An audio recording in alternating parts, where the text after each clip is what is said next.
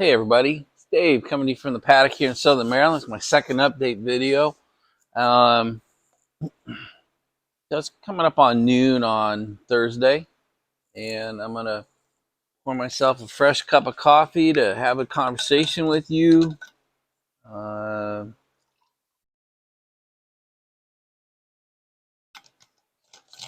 yeah, I brew my cowboy coffee at home, then bring what's left here to the paddock with me every morning. Drink it in my favorite, the Bunnery cup. That's good. Filled my bowl with a second bowl of Ennerdale Lakeland. Lighten it with my now working lighter.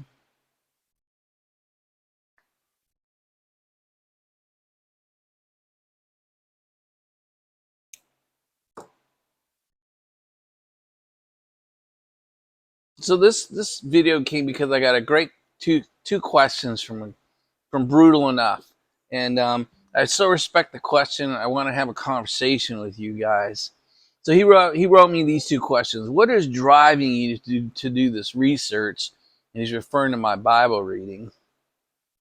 What do you expect to find and make out of it? I just thought those were two great questions. I just respect when people ask me real questions like that.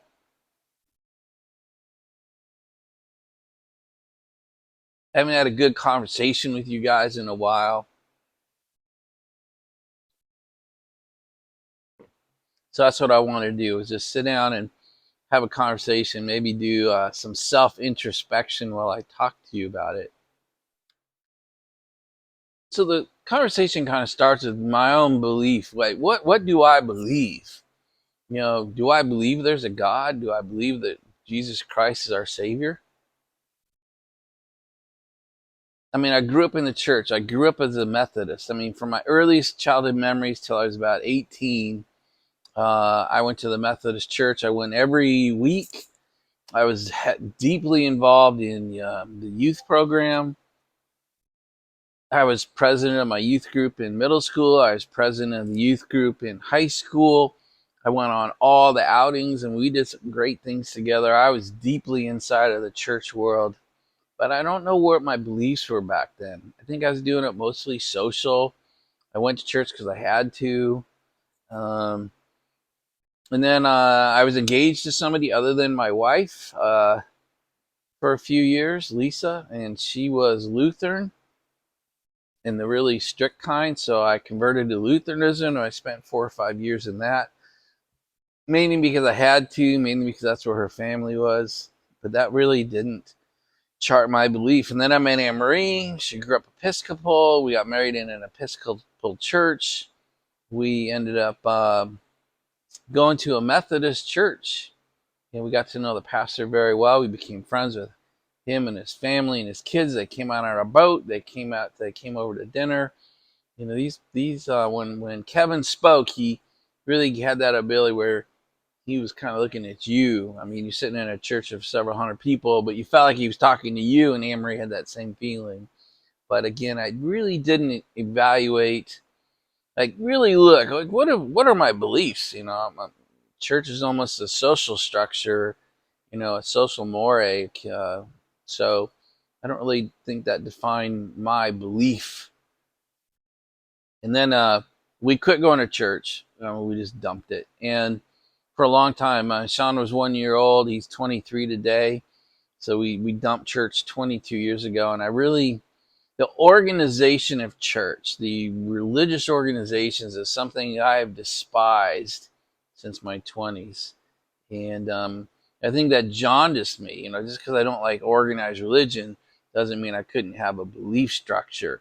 And so it probably wasn't until I sold my company and started to get out. I mean, I prayed a lot, almost daily, and I felt like I maintained some sort of personal relationship with God for over those 20 years. But it really wasn't until I sold the company and really started to sit down and deep read, deep think, that I really started to ask myself, what is it that I believe?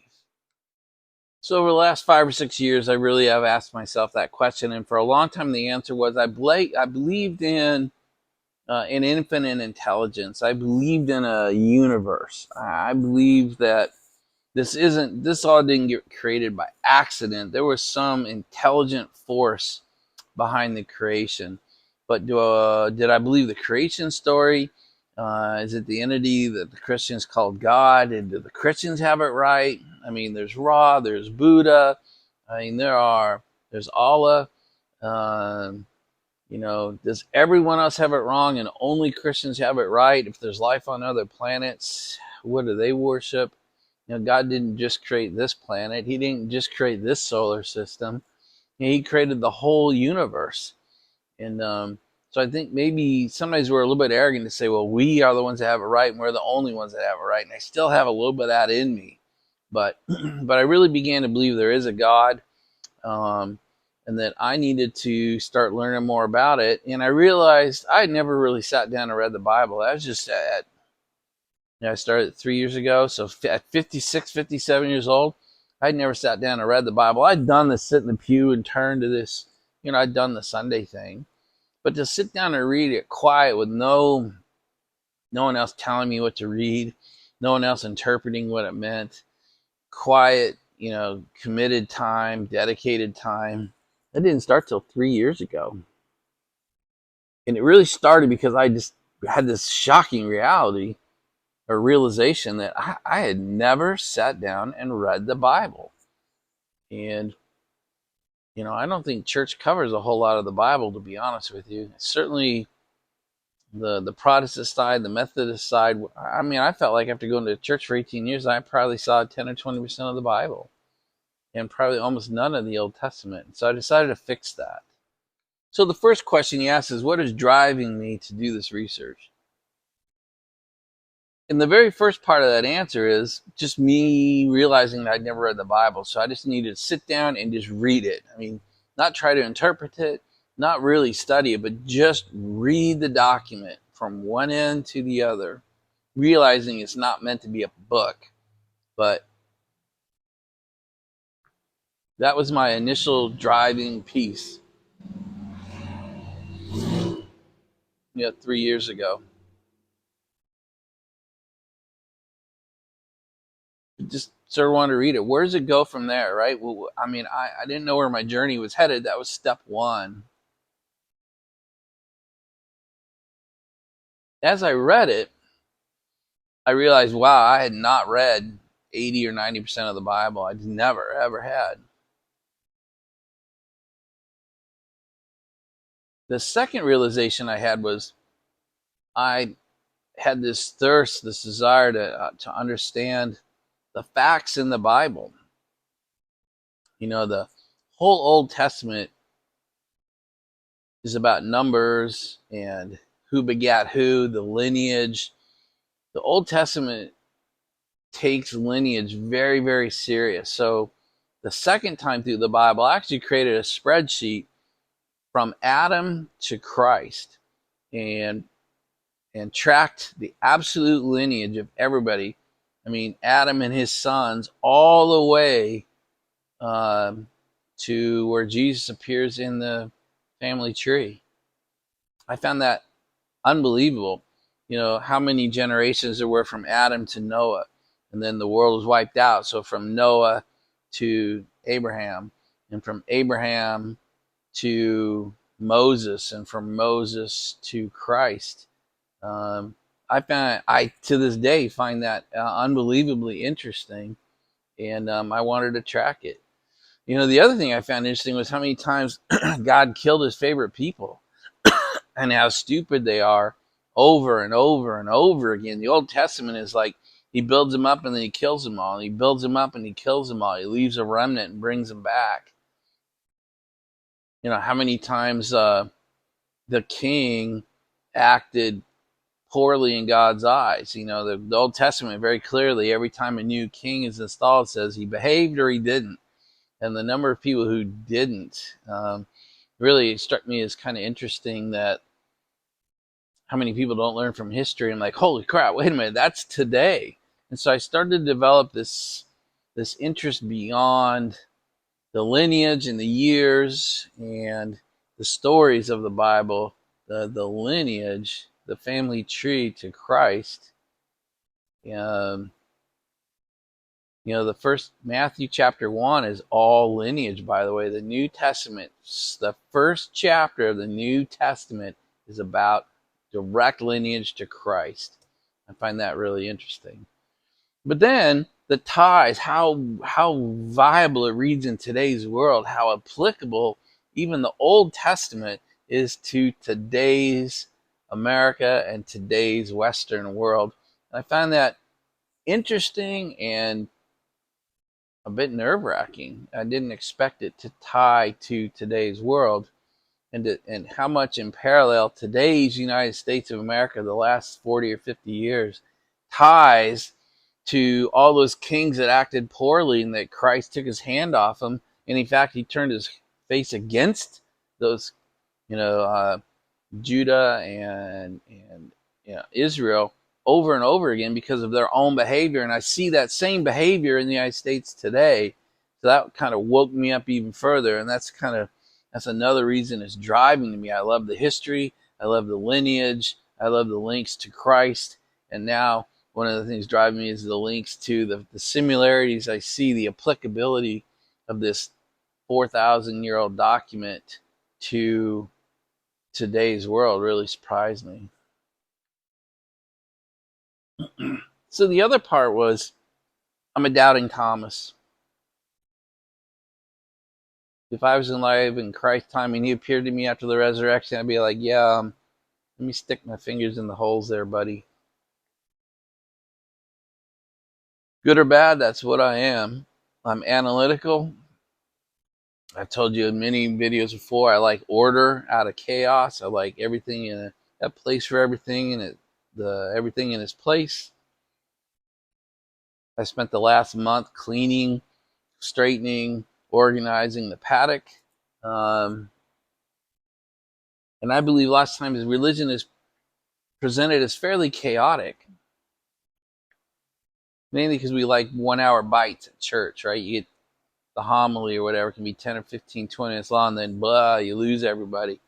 So for me to really sit there and study, 30 to 60 minutes a day, every day for 3 years has really helped me sort order out of chaos. I understand the lineage now. I understand the link from Adam to Christ. I understand the directions given to Moses and then Joshua. The growth of God's chosen people into a nation and the 12 tribes. I really get it now. So now I'm trying to take that understanding of the Old Testament and link to Christ, and then from Christ and Christ's teachings. And now what I'm really finding interesting are like the Acts of the Apostles, the 5th book in the New Testament. I understand Christ's mission of 3 years. I get that. But how did that go to a religion? What happened after his resurrection, and the Acts and the letters, I find really interesting now, and I'm trying to understand.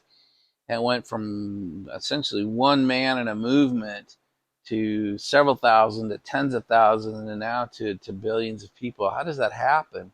So that's another thing that's driving me, is trying to understand now from Christ to what we see in the world today as far as religion goes. Kind of how did that happen? And I say all this knowing that the definition of faith is the belief in something without evidence. So I'm treading on dangerous ground here, because I'm pretty sure God is like, you better believe in me whether there's evidence or not, dude. And I'm trying to build up in here that true faith, that true belief in that no evidence system. And, that he put Christ as his son on this planet and killed him to save me. I'm struggling with that. I understand that. I'm getting there. But it's an interesting trip. And so trying to develop my faith through at least understanding what evidence does exist is another thing that's driving me to do this research. I warn you, there's lots of answers. I'm a complicated person. I give complicated answers. But that's another piece. Um, Trying to increase my faith in something that there is no evidence for, by at least understanding what evidence is there, and can I turn that chaotic evidence into some sort of neater system in here and in here and in my notes. So I'll give you a real life example of evidence, non-evidence in my belief of God as a faith here. So about 10 months ago, God brings some dude into my life through YouTube, Potter Piper, and he and I become pretty close friends. God brought him into my life at the perfect moment. When the student is ready, the teacher will arise. And I think I've become ready, and I become readier the closer he and I become. So I beat the snot out of that guy with some pretty ignorant questions. He just keeps answering my questions. And one of them, when we first met, was, Dave, you can't just read the Bible, you know, and you've got there's 2,000 years of church history and church doctrine and church learnings and church writings that you have to take into that. There are people trained in this that you have to listen to. And I was like, yeah, bullshit, man. I'm reading the Bible. And now that I've done it 3 times, I'm into it the 4th time, I'm 3 years in, I can start hearing that advice now. And so I'm actually asking him and others about what I'm reading, and I'm trying to assimilate their answers into it. And one of the things I'm trying to do is study the history, like the church doctrine, as he's called it. There's a lot of writings, back in almost ancient times, back in that year 100, year 200, year 300. And then, as it turns out, the Bible began to truly exist in that year 300, 320. And the Bible I'm reading today has true lineage back to that time frame. So that's another thing that drives me, is trying to get almost like evidence from today's Bible back to some of the original writings, to make sure that what I'm reading is what was written, or as close to it as I can get. But I don't read Aramaic, and I don't read Greek, and I'm not going to. So, giving those limitations of Dave, how good can I get my readings back to what was written, and ensure that what I'm trying to build a belief system upon is actually what was written? Because I would hate to find out I built a belief system based on crap. And what I mean by that is, a modernization of whitewashing, a snowflaking, a woking of what was written 2,000 years ago, 1,000 years ago. The words of Christ as written during his time by his contemporaries is one thing for me to believe and base a belief system on. But I don't want to build that system on a wokeization, or a whitewashing or a watering down. I want to build it on the original. And so that's the other thing that's driving me. So I think one more piece of what drives me, what's driving me to do this reading and research,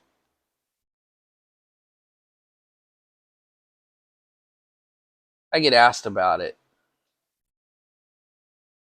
Rightly or wrongly, I'm a leader in a lot of places, and people want to know about what am I doing and why am I doing it. And I want to have a good answer. Like, I had a guy walk in the paddock the other day and say, "Hey, Dave, do you believe in God?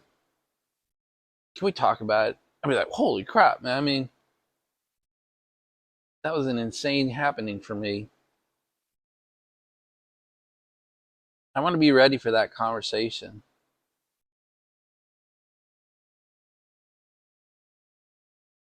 I want to be ready for someone to say, "I'm not walking in faith. Talk to me why you do." Holy crap. All right. Or, "I'm walking in faith poorly. Teach me how I can do it better, or why you're doing the things you're doing." I want to be able to answer those questions.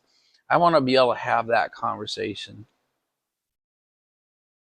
I don't want it to be, well, I just believe what I believe.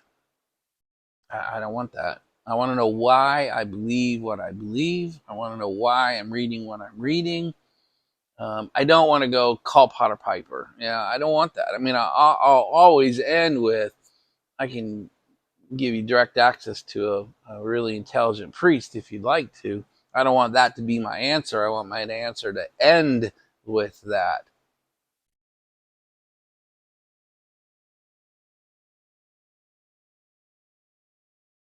Even in our community, I sense a lot of, well, that's the Bible. This is the one to read.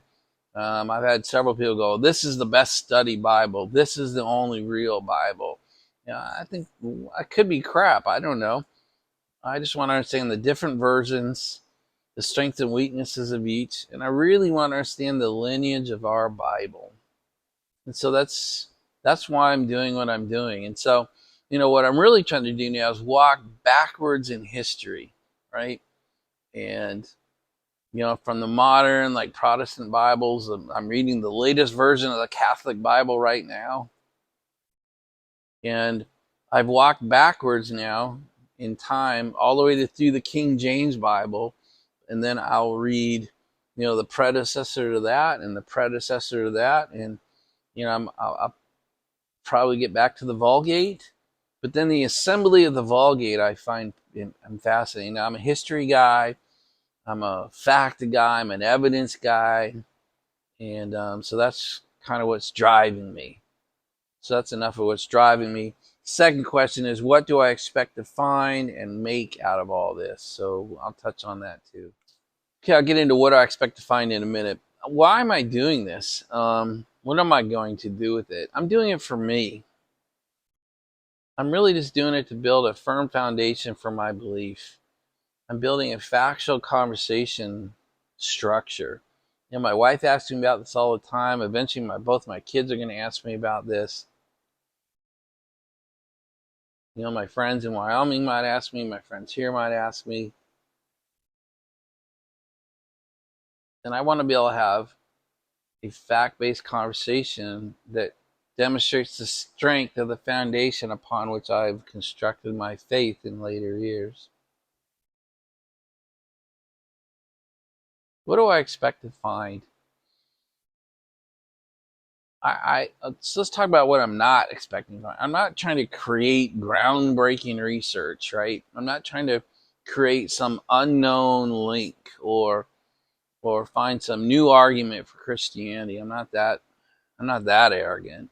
What I'm trying to do and what I think I'm going to find is a pretty damn good traceability from the Bibles that people read today all the way back through a series of 6 or 7 revisions, I think.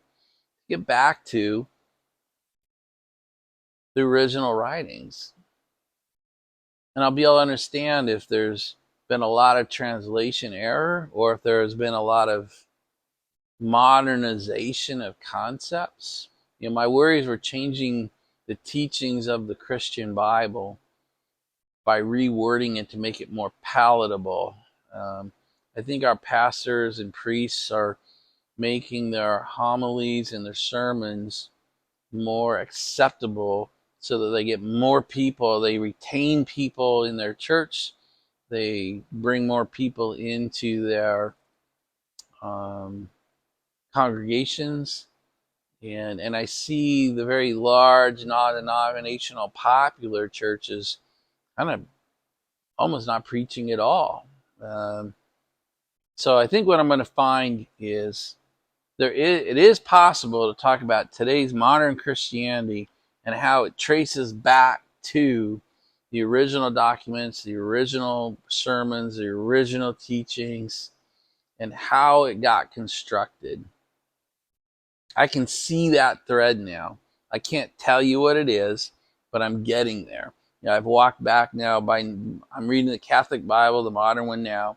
I'll do, I'll read the predecessor to King James next, and then I'll read the predecessor to that next. So I'm already out, I'm through 4 days into the current reading. So I got 6 months to finish that, then 6 months to finish the predecessor. And then 6 months to finish that. So I'm already a year and a half out just reading through the versions of the Bible I have sitting on my desk. And then I want to understand it coming forward and Potter Piper's given me some readings about the early church that I've got to get purchased and get on my desk and be reading, because I'll start walking original forward and Bible backwards, and eventually I'll have a pretty nice meeting.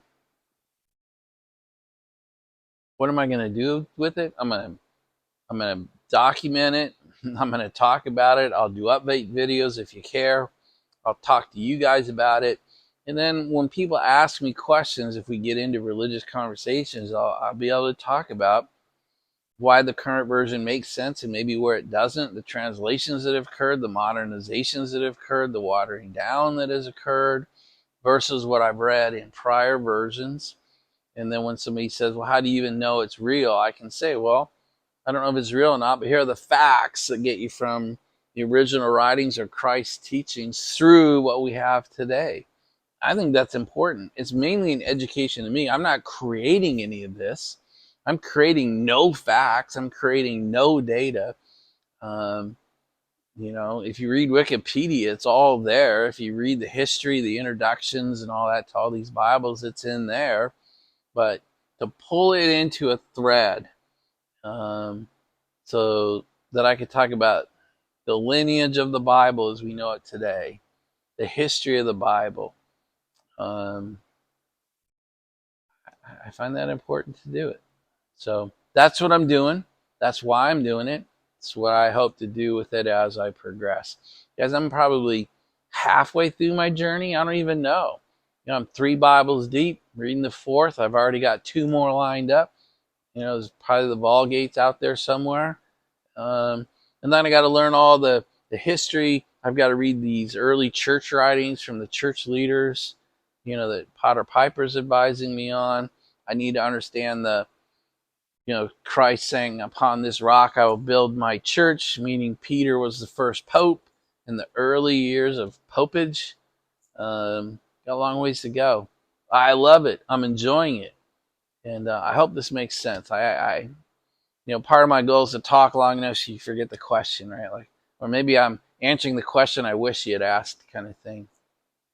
But those are 2 great questions. I really thank Brutal enough for asking him.